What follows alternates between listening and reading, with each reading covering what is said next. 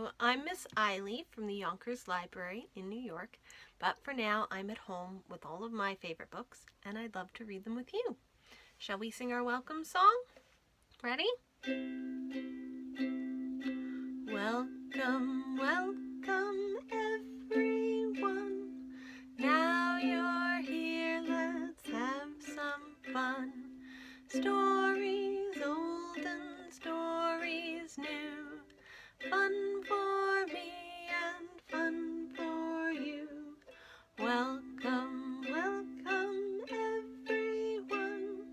Now you're here, let's have some fun. Today we are reading about mice. And our first story is called The Tale of Two Bad Mice by Beatrix Potter.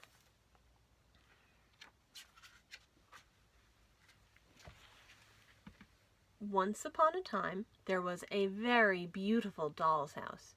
It was red brick with white windows, and it had real muslin curtains and a front door and a chimney. It belonged to two dolls, called Lucinda and Jane. At least it belonged to Lucinda, but she never ordered meals. Jane was the cook, but she never did any cooking, because the dinner had been bought ready-made in a box full of shavings.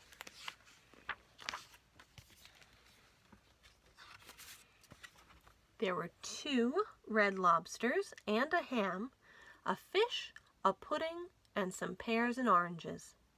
They would not come off the plates, but they were extremely beautiful.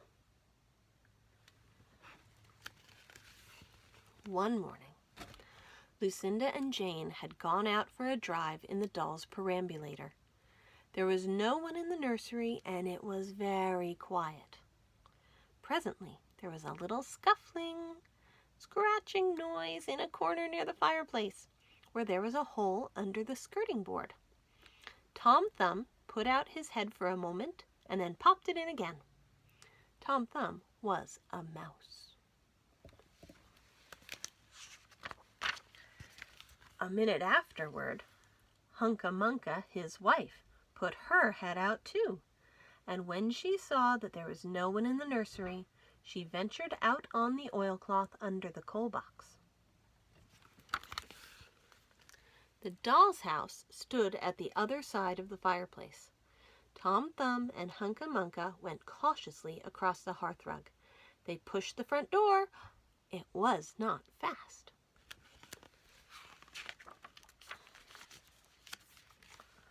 Tom Thumb and Hunca Munca went upstairs and peeped into the dining room. Then they squeaked with joy. Such a lovely dinner was laid upon the table.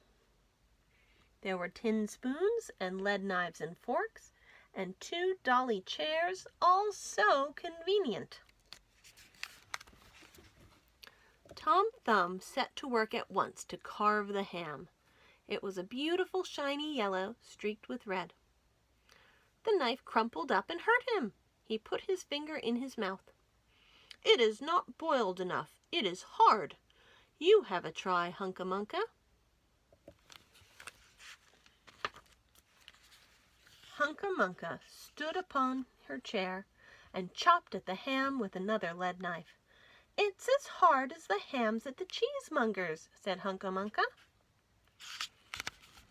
The ham broke off the plate with a jerk and rolled under the table.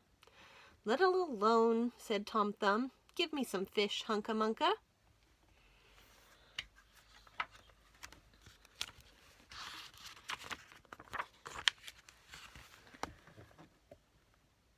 Hunca Munca tried every tin spoon in turn. The fish was glued to the dish. Then Tom Thumb lost his temper. He put the ham in the middle of the floor and hit it with the tongs and with the shovel. Bang, bang, smash, smash. The ham flew all into pieces, for underneath the shiny paint it was made of nothing but plaster. Then there was no end to the rage and disappointment of Tom Thumb and Hunca Munca. They broke up the pudding, the lobsters, the pear, and the oranges. As the fish would not come off the plate, they put it into the red-hot crinkly paper fire from the kitchen, but it would not burn either.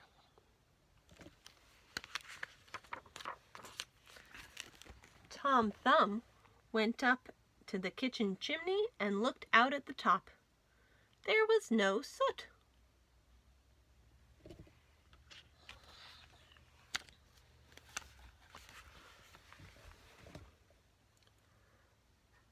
While Tom Thumb was up the chimney, Hunca Munca had another disappointment. She found some tiny canisters upon the dresser, labeled rice, coffee, sago, but when she turned them upside down, there was nothing inside except red and blue beads.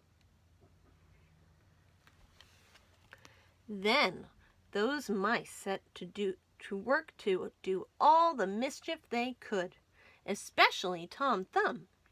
He took Jane's clothes out of the chest of drawers in her bedroom, and he threw them out of the top floor window.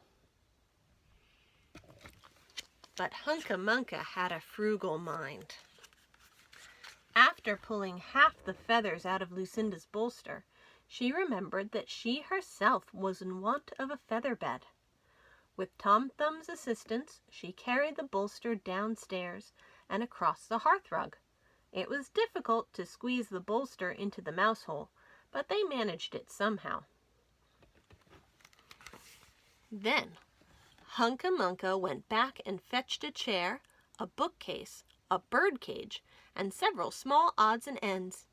The bookcase and the bird cage refused to go into the mouse hole.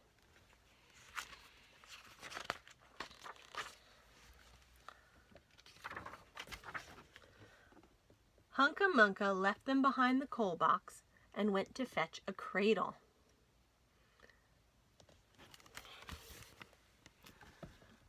Hunca Munca was just returning with another chair when suddenly there was a noise of talking outside upon the landing. The mice rushed back to their hole and the dolls came into the nursery. What a sight met the eyes of Jane and Lucinda!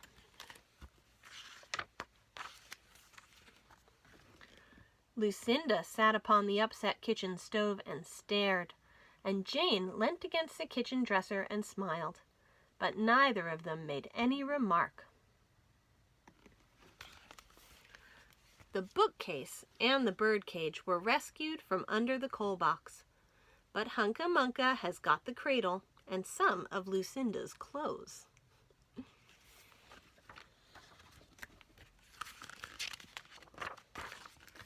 She also has some useful pots and pans and several other things.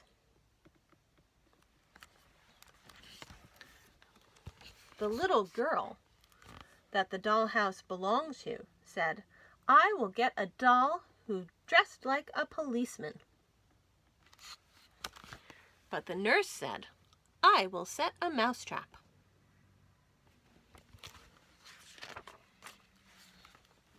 So that is the story of the two bad mice. But they were not so very, very naughty after all, because Tom Thumb paid for everything he broke. He found a crooked sixpence under the hearthrug, and upon Christmas Eve, he and Hunca Munca stuffed it into one of the stockings of Lucinda and Jane. And very early every morning, before anybody is awake, Hunca Munca comes with her dustpan and her broom to sweep the dolly's house. The end. And now, how about we sing a song about a mouse and a clock? Are you ready?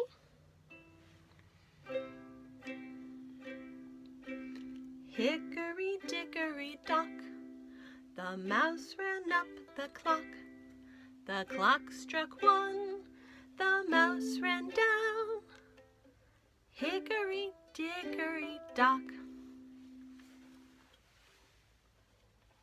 And let's read some other rhymes about mice. And these are from Beatrix Potter's nursery rhyme book.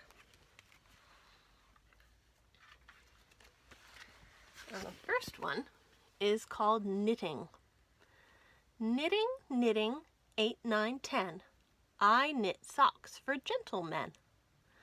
I love muffin and I love tea. Knitting, knitting, 1, 2, 3.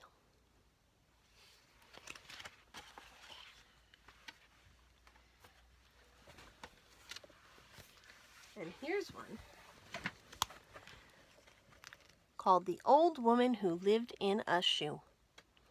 You know the old woman who lived in a shoe and had so many children she didn't know what to do. She gave them some broth without any bread. She whipped them all round and put them to bed. I'm sure if she lived in a little shoe house, that little old woman was surely a mouse.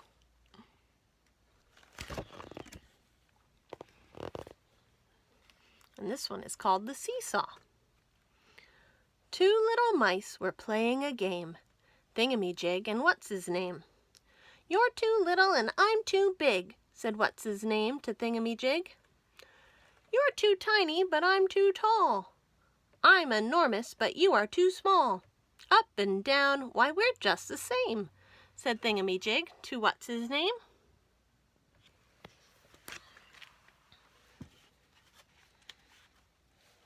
And our last one is called Apply Dapply. Apply Dapply, a little brown mouse, goes to the cupboard in somebody's house. In somebody's cupboard there's everything nice. Cake, cheese, jam, biscuits, all charming for mice. Apply Dapply has little sharp eyes, and Apply Dapply is so fond of pies. And that's the end. And now it's time for us to say goodbye. Can we sing our goodbye song? Ready? Goodbye, goodbye, everyone. Story time was so much fun. We are done, but don't be blue. Next time we'll read something new. Goodbye, goodbye, everyone. Next time we'll have lots more fun. Goodbye.